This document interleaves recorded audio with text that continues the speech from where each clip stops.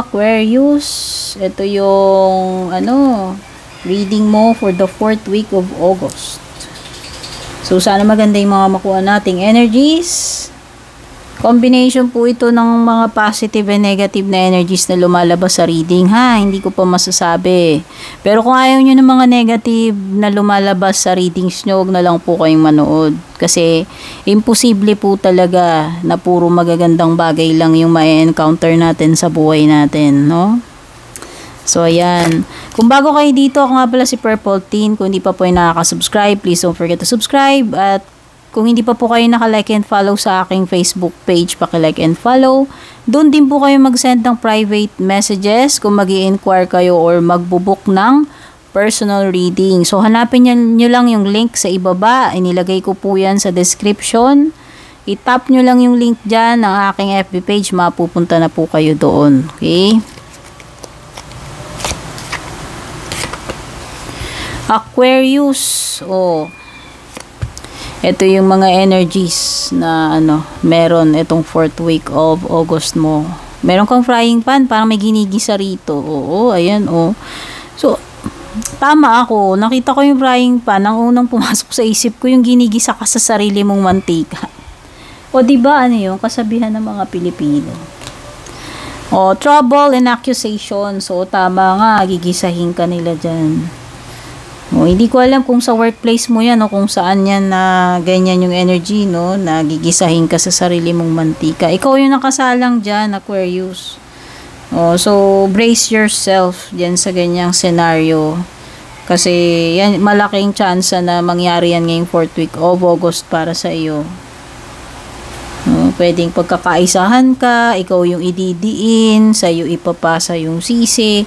Maraming parang ginagaslight ka, no? So, basta alam mo yung mga bagay na nakikita nila sa'yo, gagamitin nila against you. Yan, yung nafe-feel ko sa sinasabing gigisahin ka sa sarili mong mantika. Pero nakikita ko sa personality nyo, kaya nyo yan.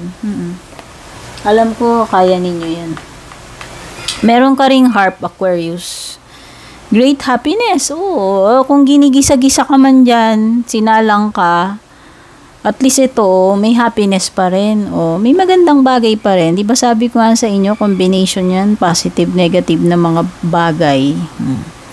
Meron ka rin, someone is living your life. Chair empty. So pwedeng may aalis daw sa buhay mo at mukhang matataon siya ngayong 4th week of August. Aquarius, kung sino man yan, no? Alam nyo, yung mga taong maalis sa buhay natin, may reason. So, hindi, alam mo yun, minsan wag na nating pigilan. Hayaan lang natin na mangyari. Kasi, may dahilan for sure. Kung bakit siya alis. Kung alam mo yun, kung sinasadya man niya or hindi. No? Depende kasi sa circumstances, paano siya aalis sa buhay mo. Kung ano ba yung reason. Pero, may, alam mo yan, kung may umaalis, merong nadadagdag, may bumabalik din. Kung may umaalis, may pumapalit. No, parang trabaho lang din yan. Baka talagang hindi meant na, alam mo, mag-stay siya sa buhay mo forever. Yan lang yung ibig sabihin nun. Tingnan na natin yung love life mo, Aquarius. Heart fog, mixed signals. So, this person is sending you mixed signals and is making you confused. Aquarius. So, yan. Baka maramdaman mo yung confusion itong 4th week of August dyan sa person mo. Kasi, parang halo-halong kalamay yung pinapakita niya and nako-confuse ka. No, iba-ibang signal yung natatanggap mo dito sa person na to. Hot and cold, yung hindi siya, kumbaga parang hindi consistent or parang walang, kumbaga parang fruit salad, iba-iba yung laman. No, hindi uniform hindi walang consistency yan. Kaya siguro yun yung magpapa-confuse sa iyo, Aquarius. Meron ding intuition dito. So, pwedeng malakas yung kutob mo about your person, Aquarius, itong 4th week of August. malakas. Na you just know na basta malakas lang yung feeling mo na tama ka about something yan sa person mo. Nararamdaman mo lang and ganun lang ka-strong yung feeling mo. Yun yung intuition mo. No? Malakas yung kutob mo, malakas yung pairamdam mo dyan. Meron ding ecstasy, ayan o. Chasing thrills, excitement, and good time. Okay, if someone is living your life dito, at kung ito yung person mo, maybe because, yun nga, nag-chase lang daw siya ng thrills, excitement, good time. Pwedeng good time ka lang niya. Hindi siya talaga, hindi siya talaga masasabing in love. Pwedeng lang thrill seeker lang ito. Yung pang good time lang yung tingin niya sa naging connection nyo. No? Masaklap man sabihin, pero parang ganun. O, tignan na naman natin yung pera kabuhayan mo. Itong 4th week of August, Aquarius.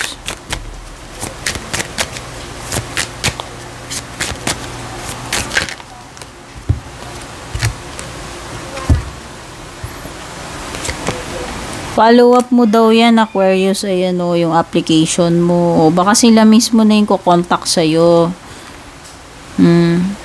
O, baka naman confirmation na to, Aquarius, na baka good sign na kung i-follow up ka nila, ibig sabihin, interesado rin sila or mag-i-start ka na dun sa company.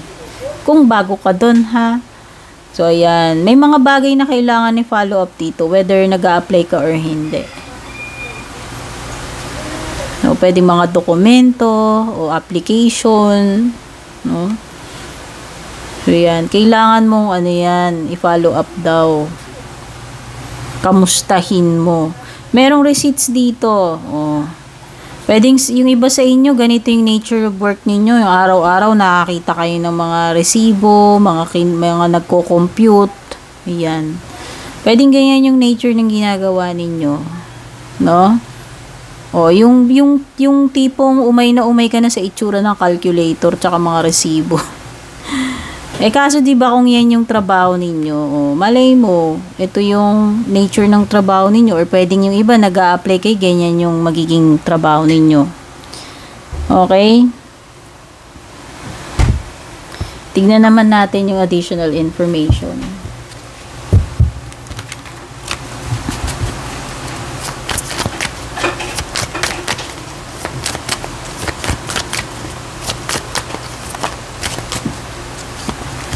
The Moon. Mukhang meron nagkukubli sa iyo ng something, Aquarius. Kung sino man to, may tinatago siya. Pero ka mag-alala, mukhang marireveal na sa iyo ito Matutuklasan at matutuklasan mo yan ngayong 4th week of August, no? So, kung merong mga secrets dito, yung mga bagay na nalalabuan ka, yan ay mabibigyan ng kaliwanagan. May illuminate isa-isa yan. Marireveal itong 4th week of August. With the Moon card.